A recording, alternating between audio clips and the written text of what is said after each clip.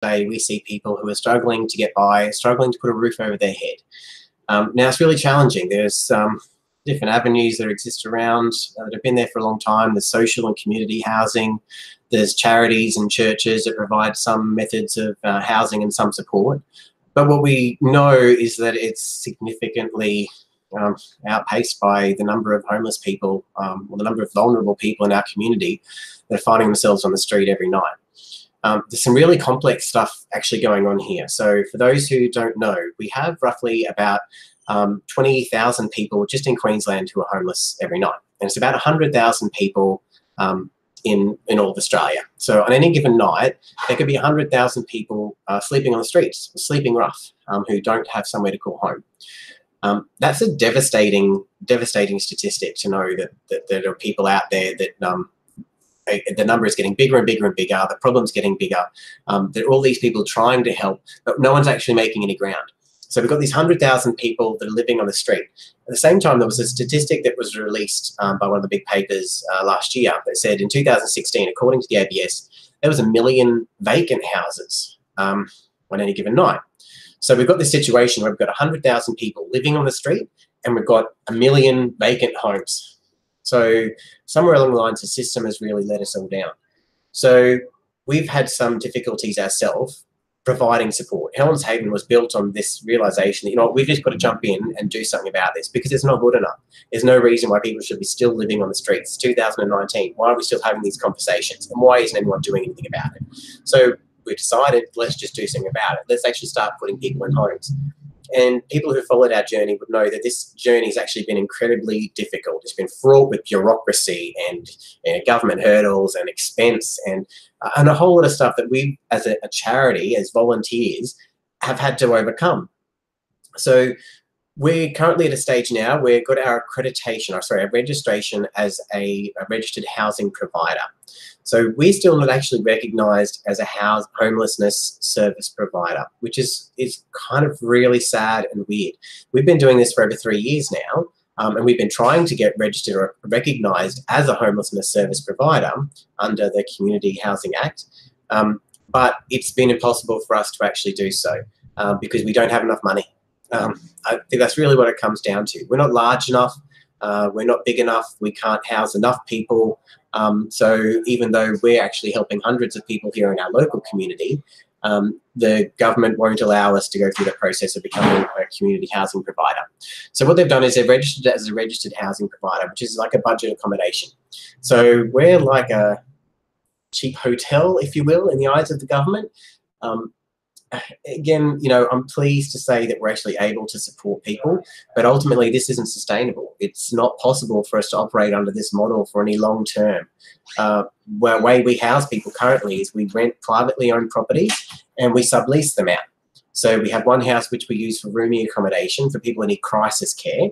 And then when we work with these people, help resolve the crisis or help themselves through the crisis that they're currently going through, we then try to transition them out into other houses which are subleased. So look, you know, it is great because we're getting people off the street. So in any given year, in terms of direct homelessness support, so putting people in accommodation, we're helping up to 100 to 150 people in a year, and that number keeps on growing. In terms of the general support that we help to keep people in their homes, I think we're getting up to 1,000 people already. So, you know, it's getting bigger and bigger. And there's also people of support that we've been providing for other organisations to help get people off the street. We had, just this weekend gone, a woman trying to escape a domestic violence situation. And unfortunately, there was nowhere for her to go.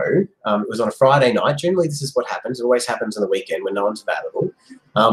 And the places that were offering, that they said these are government-funded or community organisations that should take care of, you know, that are funded to pay for these services, had told the people who were trying to help this woman escape domestic violence situation that she would need to pay or come up with $200. So it's kind of devastating. And the people who were trying to help the lady were really shocked because, you know, they know about all the domestic violence support services. And I'm not saying that there's anything wrong with them. Don't get me wrong. These are valuable services and the staff there are doing incredible work. But we're being overrun. There's far greater need than there are services to actually provide. The services that are being delivered and run by volunteers because the funded organisations can't afford to put staff on, or we can't afford to put staff and put houses and food and all of these other support services. It's a real struggle.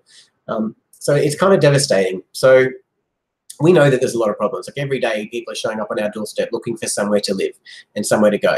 So we can't continue to do what we do and keep expanding under the current model where we're renting private houses.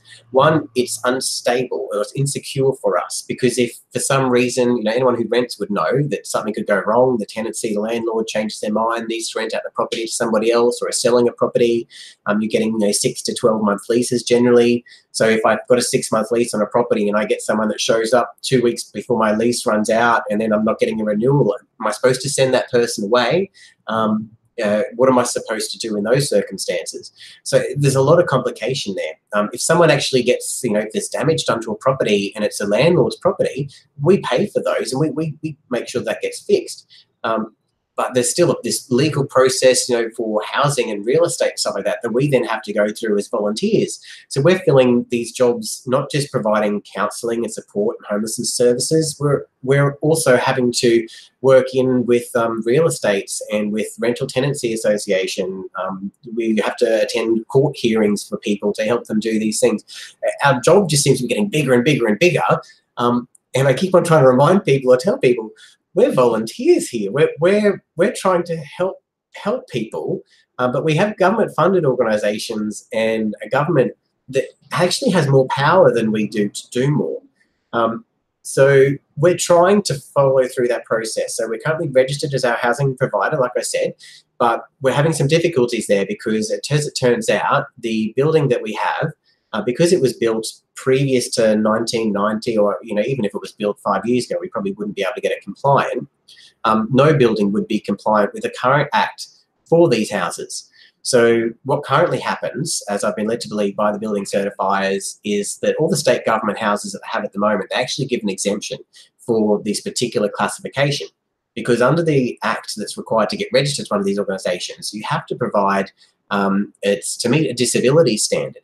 Now, don't get me wrong, I'm not saying that we should not do much more in terms of having housing available for people who have disabilities, because it's not fair that people are being left out of the system, or vulnerable people who have compounded discrimination. They might be homeless, and imagine trying to be homeless as well as dealing with another disability, which would push you out of housing services or whatever it might be that you're trying to access. So we really need to up our game as a state on that. We have actually had to house a gentleman in a wheelchair in our house before, and we had to do so because none of the government services would take him on. He was incarcerated at the time and had been released. They dropped all the charges against him because they couldn't hold, but this was a 70-year-old gentleman who had chronic airways and was in a wheelchair, but they wouldn't get him assessed for what he needed to go into aged care or other support whilst he was in prison. So they literally left him out, opened the doors and put him out on the street. A 70-year-old man with chronic airways in a wheelchair. None of the organisations could take him in because no one at that time actually had the capacity to take someone in a wheelchair or would take him on. So another volunteer organisation ended up bringing him to us. Now, luckily at the time we had a very large room in a house which had a ramp available, so we could access that. And circumstances said, look, yes, we can house him now, but we need to do a lot better here. So the reason I'm speaking today is about our Helen's Haven project, because we're trying to get better at doing this, and we need your support. We're trying to solve a lot of problems here, which we as a society have been waiting on governments to solve for a really long time. But I'm done with waiting. I'm not going to sit around and accept that it's okay that we wait for another election cycle or whatever it might be, or someone come up with a new policy and a new funding tender, which will take 12 months to deliver, and then this long-term plan about solving homelessness in 5 to 10 years. Because there are people on the streets right now. We know that there are people on the streets right now, and for us on the front lines, they're standing in front of us on a daily basis. And I'm not going to turn someone away and say, oh, the government's got a plan to build some housing for you in 10 years' time. Yeah, no. That's just not going to happen. So we've come up with this model. It's a concept which we want to deliver to the community, not just for Goodness Street Live, but for all charities out there, for every other organisation that struggles to get the funding that they need to actually deliver a support service, but to drastically increase the amount of social and community housing that's available through these organisations, which will then also take the pressure off the state government and the federal, well, there's no federal funding, but the state government funded community housing. So if we can do this across the country, then we could actually, come really close to solving homelessness without sitting around waiting for someone else to do it for us. And, anyone who knows me knows that I'm not that guy. I'm not going to sit around and wait for someone to do something. And we have the capacity and the capability to do something about it right now. I personally can't do it by myself, and Helen and I can't, neither of us can do this by ourselves. And everything that we do here is all done because of the incredible support that we have from the community. Because it's this incredible thing that happens when all of these people come together. We can do amazing things. We've seen it. Goodness Street Life is pure evidence of that. Like, the people that we help every single day, it's only done because of the incredible support we receive from people in the community. So we're reaching out again once more to put an idea, a proposition out there into the world to see if people want to get involved and to help us do something phenomenal to really actually address homelessness right now. Let's do something. Let's get off our asses and stop talking about what we're going to do and how big the problem is. We all know it. Let's act on it. Let's do something right now. So our new project, or our proposal to the community, we've signed a contract on a house that we want to buy, because if we own this house, we can get it built to the best end, so we can deliver full support, so we can have a housing that is suitable for anybody in any circumstance. So crisis accommodation, which will cater to people who have a disability, to people who have complex needs, people who have mental health needs. All of these really complex and big issues, we can actually deliver a service right now to fix that. We've got a house already lined up, which will allow us to put in share accommodation, crisis accommodation, and even 1 to 2 bedroom transitional accommodation. And we even have a plan to go out further than that into a rent to buy scenario where people can end up actually getting their own family home. So this is sort of a dream that everybody has, but for a lot of people right now, it seems impossible, and they seem so far from it. So here's how it works. So currently, our system allows for people to purchase properties through trusts. So people who have a lot of money can actually avoid paying a lot of tax and can come up with these really intricate scenarios where they make purchases and property investment through family trusts or unit trusts. Your superannuation fund would have property managed funds or managed property trusts, where you might even have shares in it, but you don't know how that's managed because it's done by a big commercial entity. Profits from all of these entities then go back to private shareholders and to big companies. And to be honest, I really question whether that's actually helping homelessness and whether that's just pushing up the prices and making it hard for everybody else. So instead of fighting against that, why don't we actually play the same game? So we have the capacity here in our community. So in this, if we consider a federal electorate that we're in currently, there's about 105,000 people here. And we have about 1,000 homeless people across this electorate, across this area, or people vulnerable, people who need housing. The government's doing what they can do to help, but realistically, the government's going to maybe support between 100 to 250 of those people if they can. So that leaves still another 750 people waiting on the streets, or trapped in domestic violence relationships, or in really unsafe circumstances that if they had other options that they would leave. So we want to do something about that. So what if, out of these people that we have in the community, what if we actually started building housing for homelessness, for domestic violence shelters, for drug and alcohol affected people, for rehabilitation, for mental health services, for people who find themselves for some reason, that they've been out of work or unemployed and they can't get into work, and they've lost their mortgage or they've been renting and they haven't got a lease, but now they find themselves in their late 50s and not able to find a home because it's really hard out there for people to get into housing. There's so many reasons why people are homeless in these positions, and there's a lot that we can actually do. So what if we as a community came together and set up our own property trusts? Property trusts could be managed by organisations like Goodness Street Life. Property trusts which could still allow someone to invest in housing, wherever much your budget is, whether it be $50 or $100,000. If you want to make an investment in housing, why don't we make investment in homes? why don't we actually start investing in something that's going to mean a whole lot more to our entire community and help solve a whole lot of other social problems, help give people the potential to live the best possible lives that they can be? Because let's face it, it's so hard to achieve anything in this world if you're in survival mode. If your every day is people trying to put a roof over your head, then you're not really meeting your potential or your capacity to contribute to this world. And that's what everybody really wants. So let's look at, well, Goodness Street Life are actually already underway. So we have partnered with some accountants and some legal providers to establish a property trust for Goodness Street Life. So we will be engaging and inviting people through our financial partners to take part in what we're considering to be quite a revolutionary approach to homelessness. We're going to be asking people of the community to become owners of our community-owned public housing. So under this model, people could make an investment, whether it be $50 or $100, and buy a unit or whatever it might be into the property trust. The property trust will be managed by a charity just like Goodness Street Life. So we make sure that the houses are taken care of, we make sure that they're managed, and we engage in real estate and all the right people to do the right thing to make sure the properties are taken care of. But it's mandated that these properties are actually there to take care of the vulnerable. These properties aren't out there to make a profit for some big hidden company or private shareholders. These organisations, these trusts are actually set up to make sure that people are housed. Now, don't get me wrong. There's still value in owning an asset in a property trust. That's still something that you can buy and maybe sell off. I don't know, the financial people, if you participate in it, can explain that a little bit better than I can. But effectively, the property value still stays there. So you still actually own something from your money. But the profits from the rental revenue can be distributed then partially back to the charities who manage these trusts and manage the houses, I should say. They don't manage the trust, they manage the houses, the asset themselves. They make sure that people are getting into housing. The rest of the revenue would then go back into the trust to actually purchase more properties to keep that growing. And then you'll be left with an asset that's growing in the background, but it's actually more important than the financial reward. It's making a massive difference to people's lives. It's getting people off the streets. It's doing that thing that a lot of people say, oh, homelessness is too hard, we'll never solve it. No, we'll never solve it with that attitude.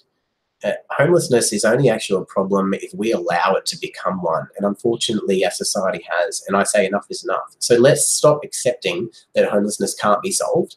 This year, let's say we're going to do the unachievable. We're actually going to house everybody because we have the capacity to do it. So our Housing the Homeless project is available right now, haven.goodnessstreetlife.org.au.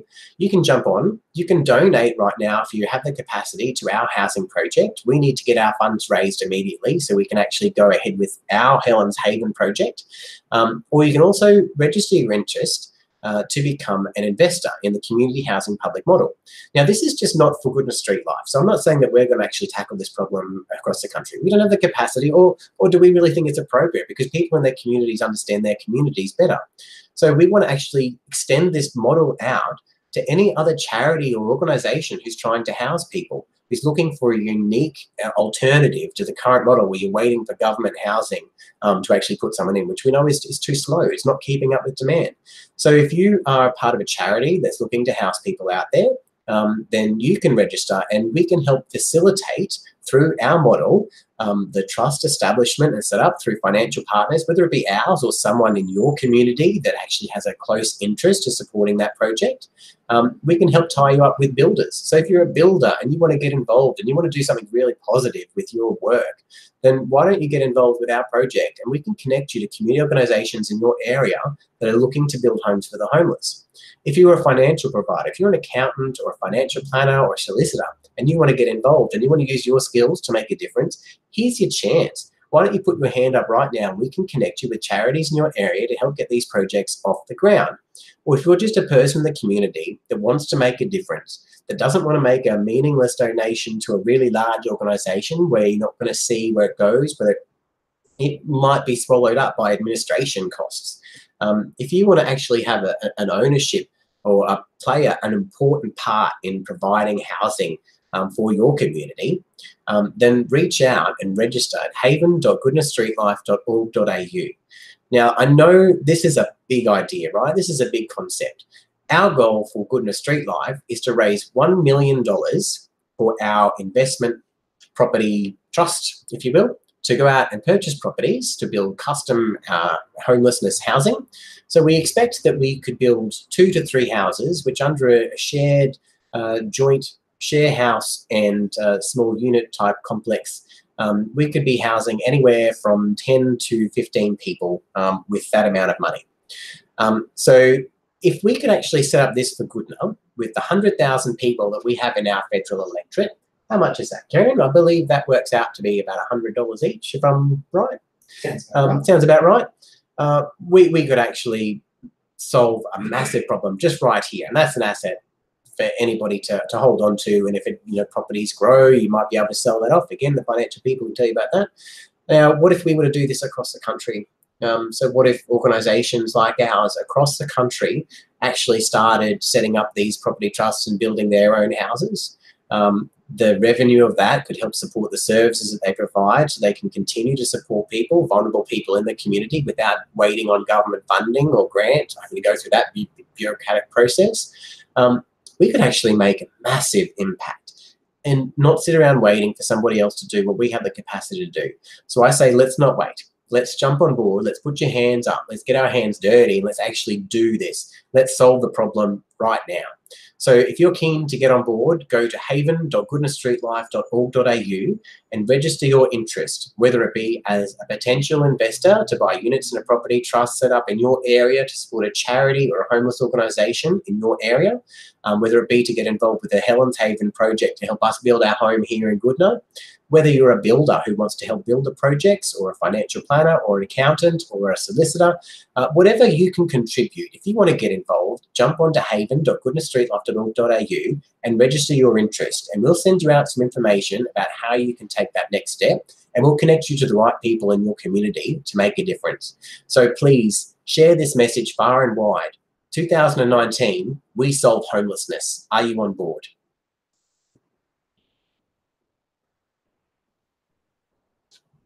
Finished?